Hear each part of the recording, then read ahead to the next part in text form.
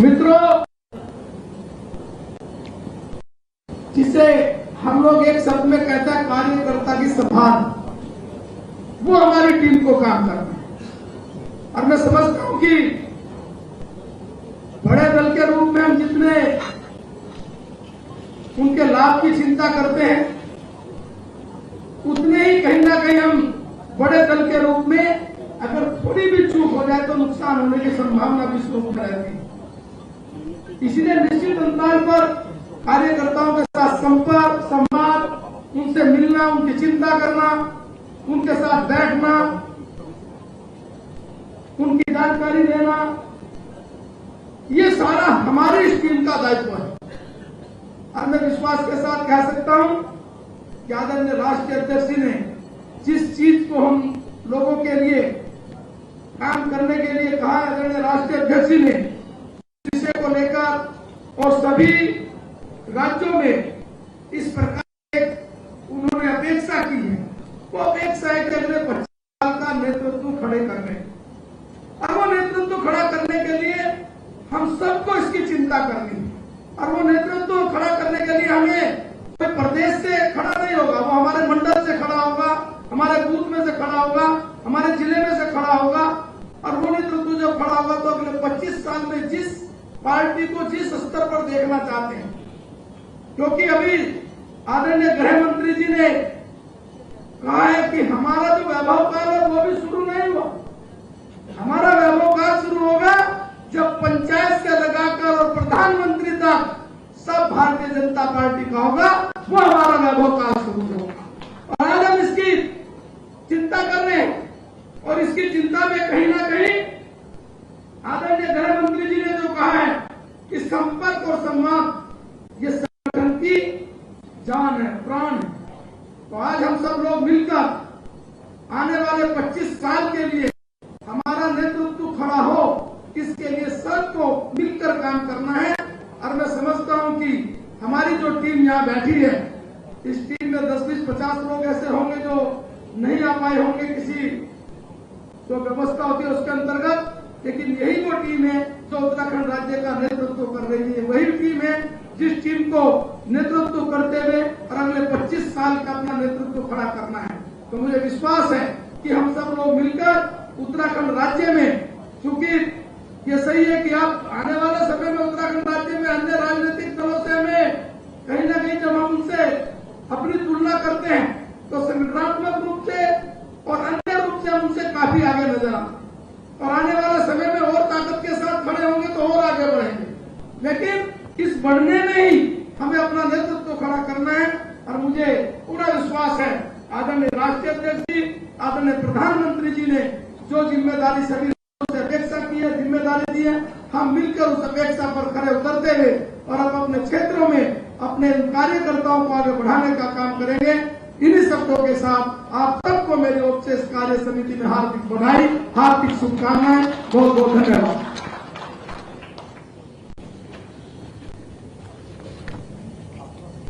बहुत धन्यवाद हमारे मध्य में भारतीय जनता पार्टी के राष्ट्रीय महासचिव और उत्तराखंड एवं पंजाब राज्य के प्रभारी आदरणीय मिस्टर गौतम जी हैं। मैं उनके स्वागत के लिए पार्टी के जिलाध्यक्ष प्रदीप जी से आग्रह करूंगा कि उनको पुष्प गुच्छ देकर उनका स्वागत करें। एक बार माननीय प्रभारी जी का जोरदार समर्थन ध्वनि से आप उनका अभिनंदन स्वागत करें।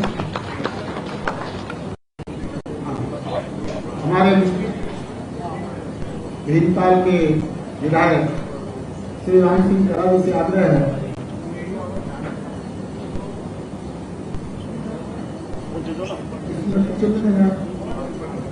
स्मृति छू दीजिए, स्मृति।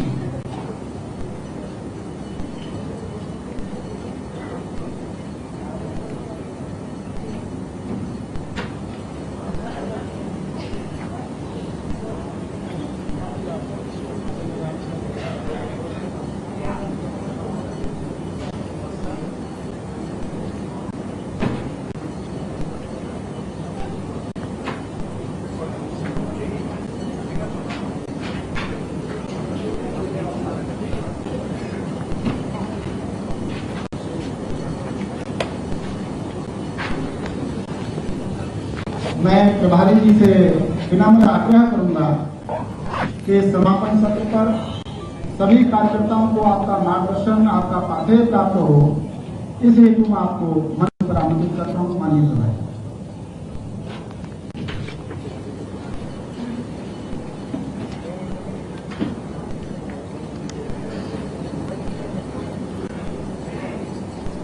भारत माता की।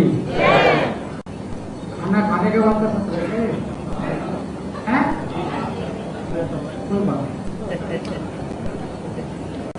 मुझे खाना खाने के बाद सबके बाद कुछ जान भी आती है, एनर्जी भी आती है। तो भारत माता की, भारत माता की। आज इस उत्तराखंड कार्यकारिणी की बैठक में की अध्यक्षता कर रहे उत्तराखंड भारतीय जनता पार्टी के प्रदेश के अध्यक्ष आदरणीय मदन कौशिक जी, हमारे यशस्वी मुख्यमंत्री आदरणीय पुष्कर धामी जी, सहप्रभारी श्रीमती रेखा वर्मा जी, संगठन महामंत्री अजय जी और मेरे सम्मुख बैठे हुए सारे भारतीय जनता पार्टी के वरिष्ठ नेतागण, अखिल भारतीय नेतागण, प्रदेश में मंत्री, प्रदेश के पदाधिकारी, सभी कार्यकारिणी के अध्यक्ष, जिला अध्यक्ष, जिला महामंत्री और अन्य सभी प्रमुख लोग। मैं थोड़ा लेट हो गया। लेट होने का कारण ये था कि मैंने भगवान से प्रार्थना की थी कि पार्टी की सरकार बननी चाहिए। मैं अभी घोड़ेहाल मंदिर के अंदर और अपने कैची वाले मंदिर का धन्यवाद करना है, आगे के लिए आपने शुभकामनाएं मांग कर रहा है।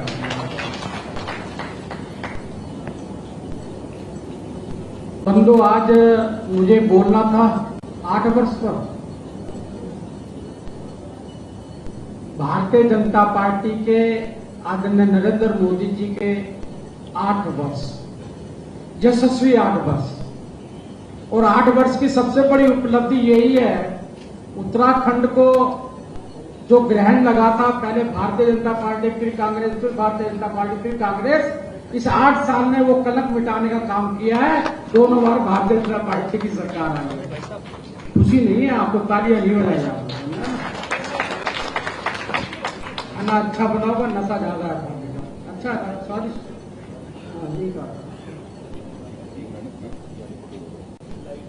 और इसका सबसे बड़ा कारण है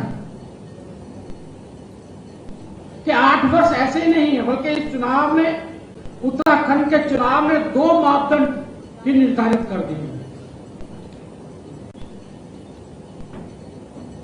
नंबर 1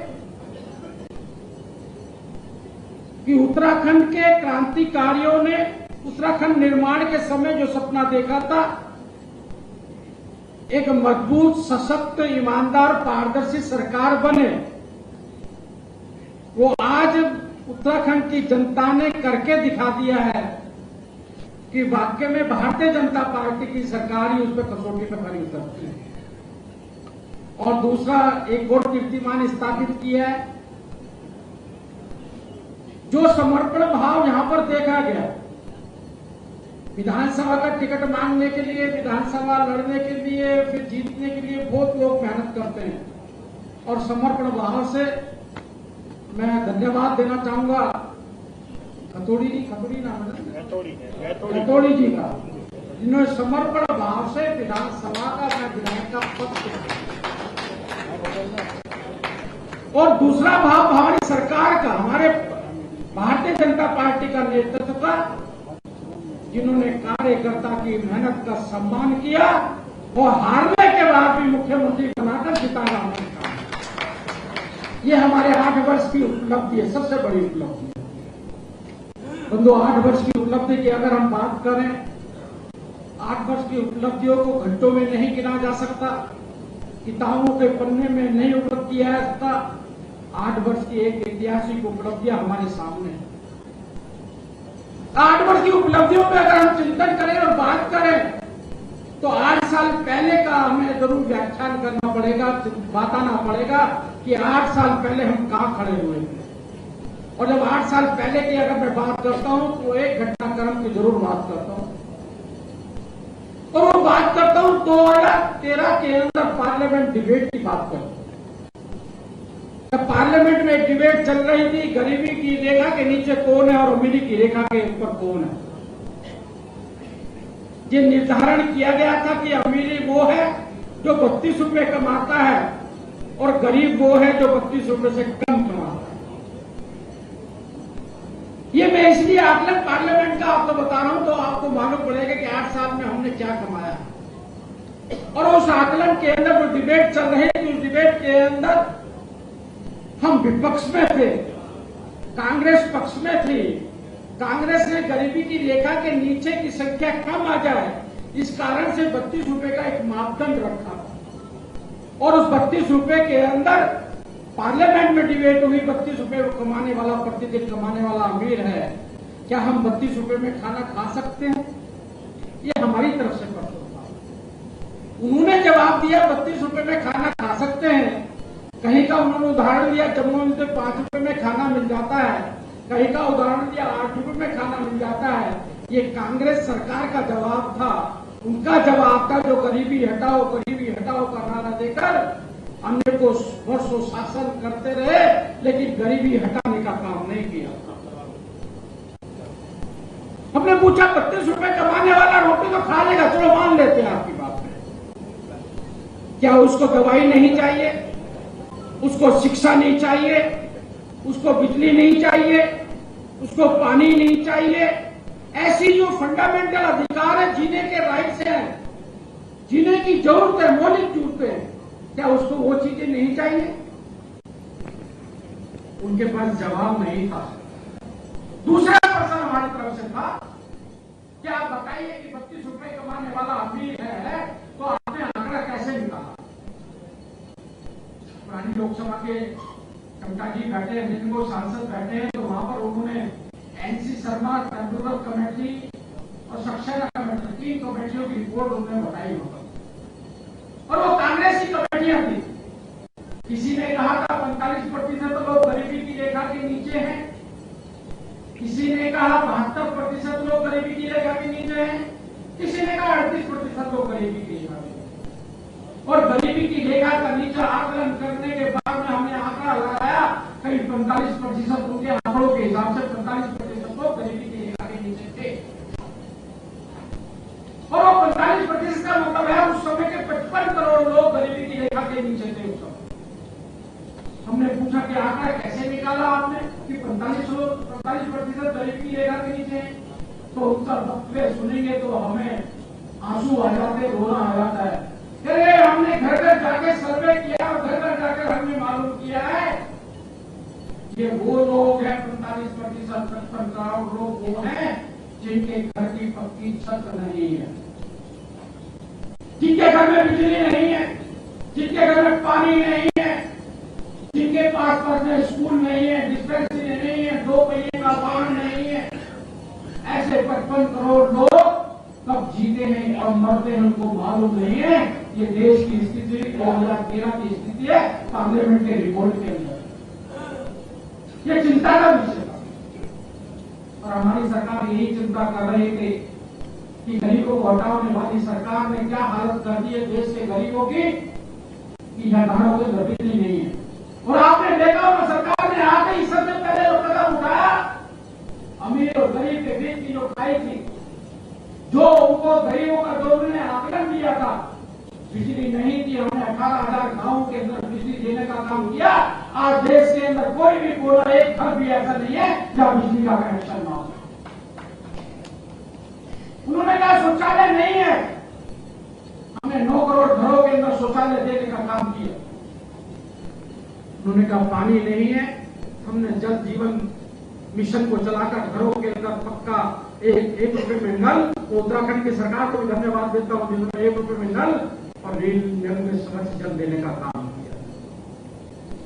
उन्होंने कहा स्कूल नहीं है, डिस्पेंसरी नहीं है, हमने कहा स्कूल कंपलसरी कर दें, बच्चों को पढ़ाई के लिए सारे संसाधन मुहैया कराने का काम किया।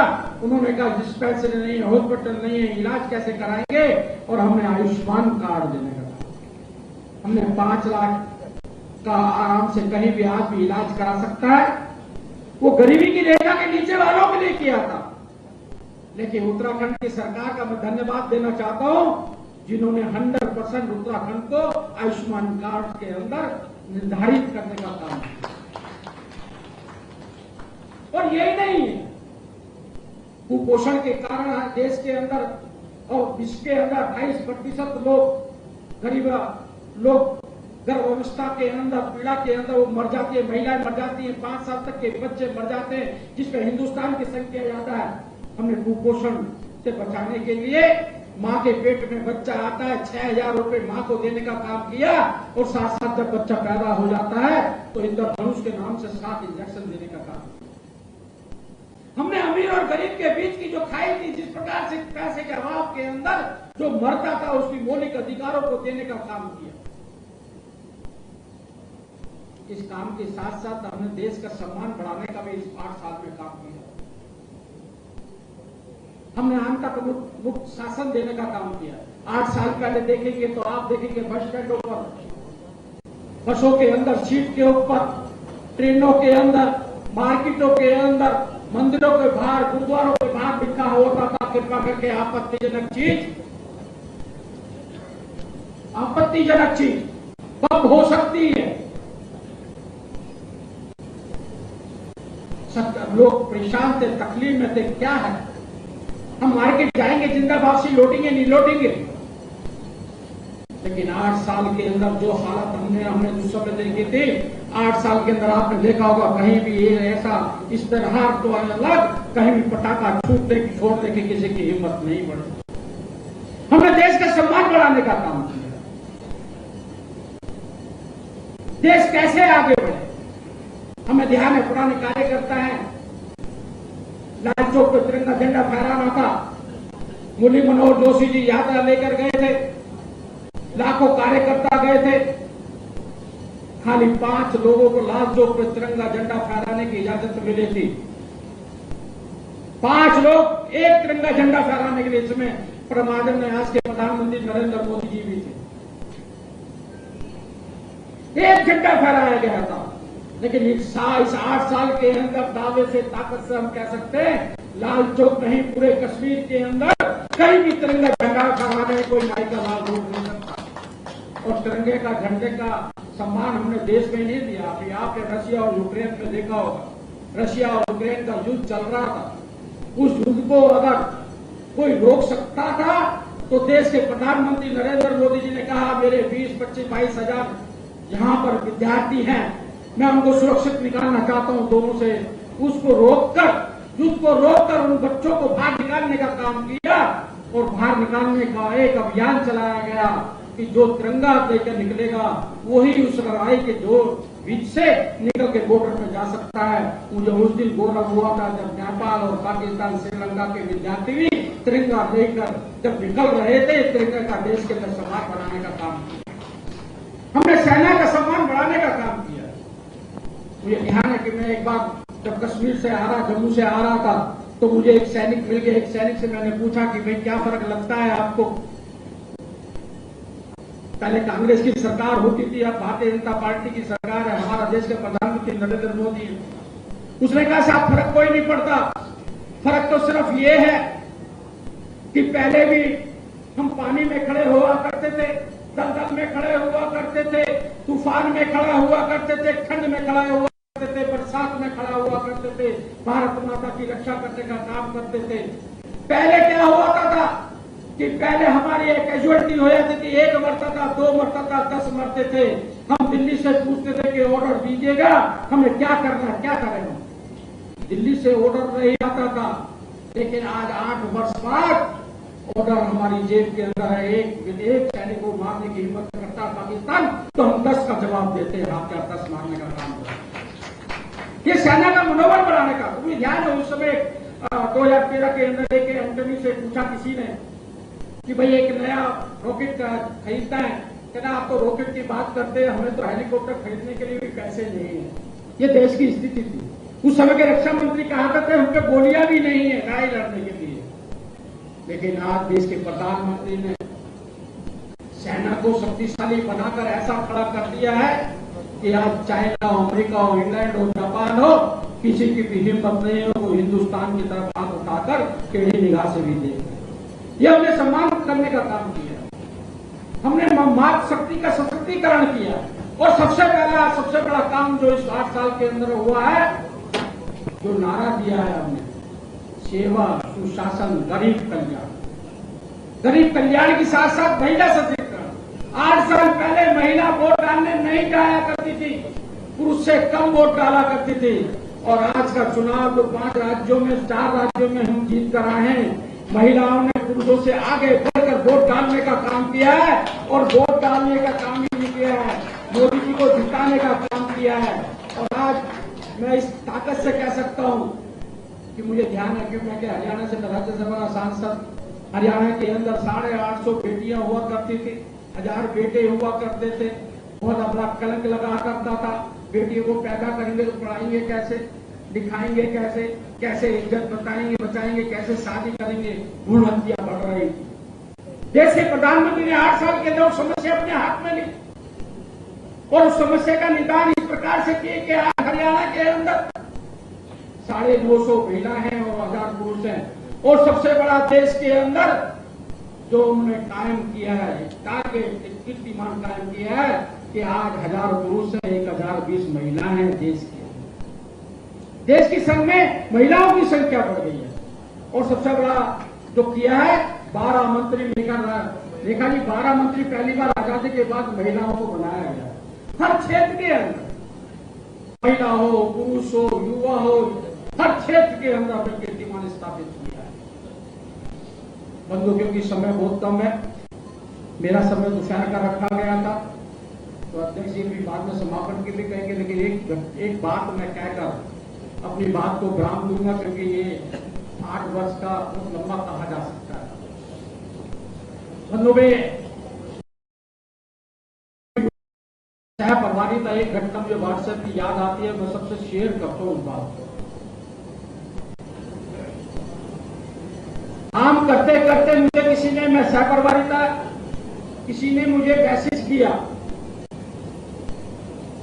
कि भाई साहब, मैं एक सादा सा कार्य करता हूं, घर से निकलता हूं, कह के आता हूं, 2 घंटे में 3 घंटे में मीटिंग में जा रहा हूं, भारतीय जनता पार्टी का कार्य करता हूं, 5 या 3 घंटे में आ जाऊंगा, लेकिन काम करते करते 3 की बजाय 6 घंटे हो जाते हैं। लेकिन परिवार वालों को विश्वास है कि भारतीय जनता पार्टी में काम करने गया है तो देश के लिए काम करना होगा, इसलिए वो निश्चित रहते हैं। लेकिन काम बढ़ जाता है, काम करते करते जब मैं घर पे जाता हूं, घर पे जाने के बाद मेरी बेटी भाग कर आती है, गले से मिल जाती है, तो मेरी थकान उतर जाती है सारे दिन की। माँ या पत्नी चाय बनाकर लेकर आ जाती है तो थकान उतर जाती है।